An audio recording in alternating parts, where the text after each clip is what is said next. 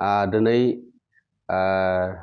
नोंथांमोननि गेजेराव अल बाथौ कोअर्डिनेशन कमिटिनि गाहाय लिंथुमगिरि जानानै आरो दुलाराय बाथौ गौथुमनि जानानै जों गिबियावनो मोनसे बाथ्राखौ जों रोखा खालामनांगौ जे फैबाय थानाय 2022-2027 इंखालाराव बेयो मोनसे सेन्सास जागोन आरो बेहाय जों बाथौआरि हिसाबै जोंबो बे सेन्सास खालामनायाव जोंबो सांग्रांथि जानानै दङ आरो बेनि थाखाय जोङो अल बाथौ कोअर्डिनेशन कमिटिनि गेजेरजों जोङो रोखायै सावरायदों। जोंनि मेन गुबै थांखियानो जाहैबाय बाथौइज्मखौ जोङो कलम मोननांगौनि थाखाय जाबायदि खामानि मावनांगौ आरो बेखौ जोङो अल बाथौ कोअर्डिनेशन कमिटि आरो दुलाराय बाथौ गौथुम जों जथायै बिनि सायाव खामानि मावदों। जोङो गाहायै दा मोनसे जोङो एप्सनि गेजेरजों जों गासै बर'नि डाटाफोरखौ कालेक्ट खालामनाय जादों।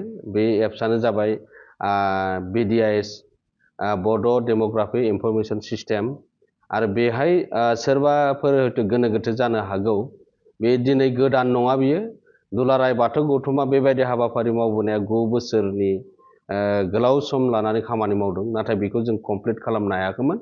जों दा दिनै बेखौ मोनसे सिस्टेमाव लाबोनो थाखाय मोनसे गोदान एप्स खालामनानै जों बेखौ रायजो राजा बर' हारिनि गेजेराव जों बे डाटा कालेक्शन खालामनाया फ्राय 1200 माने फिल्डआव खामानि मावगासिनो दङ आरो बेयो दिनै गोबां स्प्रिडआव बिनि डाटा कालेक्ट खालामनाया जाबाय थादों।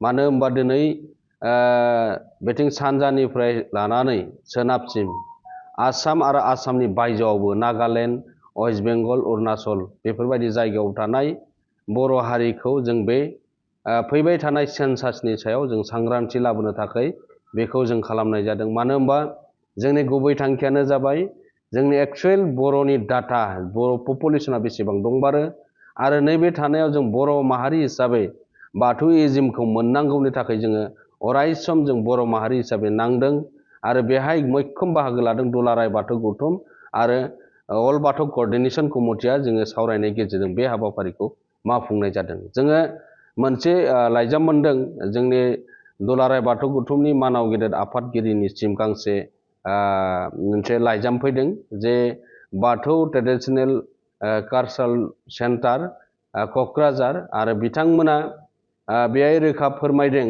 जे बाथौ आरो कालचारेल सेन्टारनि नाजानायाव जे बाथौ कलमखौ मोननो हाबाय होनना बुंदों। जों दाबो बाथौ रिलिजियास कलमखौ जों दाबो मोननो हायाखै। जों मानो रायजो राजा बाथौ सिबियारिफोरखौ मानो भुल मेसेजखौ मानो होबाय थादों? जों मोननांगौनि थाखाय एबार कलम मोननांगौनि थाखाय जोङो जिखिनि जोंनियाव पपुलेशन थानांगौ बेयो दाबो फिलआप जायाखै। मानो होनबा 5 लाखनिफ्राय 10 लाख बेयो जाथारनांगोन बर' पपुलेशन बा बाथौ सिबियारिफोरा। दा बे सिबियारिफोरा जोंनियाव माथ्र दोङो दासो 2.5 लाख।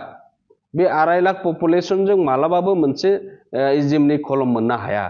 दा बेनिखायनो जोङो रायजो राजा बाथौ सिबियारि जों गासैखौबो बेखौ रोखा फोरमायदों आरो बेहाय जोङो गोरोन्थि सानलायनाङा। सोरबाया जाबाय होनदों जायाखै होनदों, दुलाराय बाथौ गौथुमनिसिम लाइजाम गांसे बेहाय रोखा फैदों।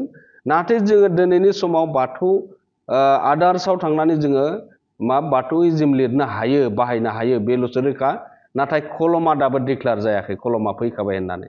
जोङो बिनि आगोलाव जों गोबां खामानि मावनांगोन आरो बे मावनायनि गुबै जाहोनफोरा बेनो जों डाटा कालेक्शन खालामथारनांगोन आरो जोंनियाव डाटा थानांगोन।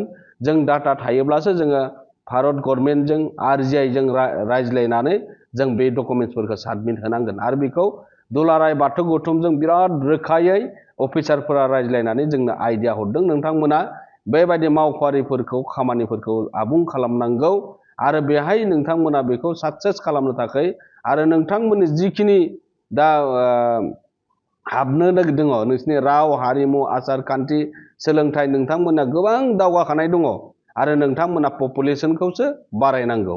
बेनि थाखाय नोंथांमोना खामानि मावनांगोन आरो नोंथांमोनाव डाटा रेकर्डफोरा थानांगोन आरो बेखौ नांनाय बायदि गभर्नमेन्टनो सापर्टेड डकुमेन्ट्स हिसाबै होनो हानांगोन।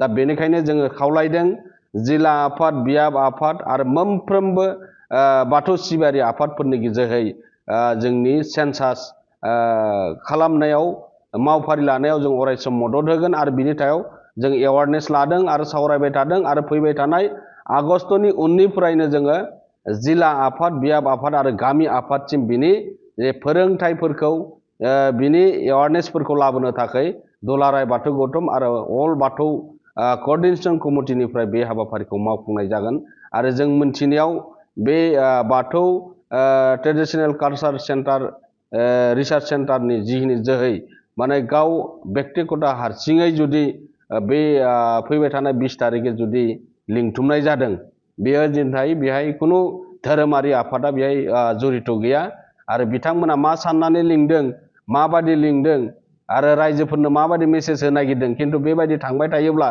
जोङो अर्गानाइजेसन बाथौ गौथुमफोरनि जोहै बिनि सायाव जोङो रोखा खेंफोरथि होबावनांगौ दं होननानै सानाखै बिथांमोना गावनो बाथौइज्मखौ मोननांगौनि थाखाय जों बयबो खामानि मावनो थाखाय ओंखारबोनांगोन बे सोरबा मोनसे फिसा अर्गानाइजेसनफोरजों बेबायदि खामानि मावोब्ला जोंनि बर' माहारिनि गेजेराव गुलाय गुजायफोरा उनाव नुजानो हागौ बेनिखायनो बिथांमोननिसिमबो खावलायनाय थाबाय गोजोन्थों।